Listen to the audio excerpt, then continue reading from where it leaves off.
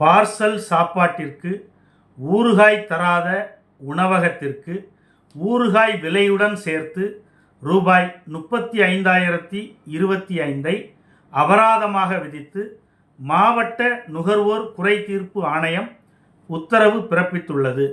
2022ஆம் வருடம் விழுப்புரம் மாவட்டம் புதிய பேருந்து நிலையம் அருகில் அமைந்துள்ள பாலமுருகன் ஹோட்டலுக்கு திரு ஆரோக்கியசாமி என்பவர் ஊறுகாயுடன் கூடிய பார்சல் சாப்பாட்டிற்காக ரூபாய் 25 செலுத்தியுள்ளார்.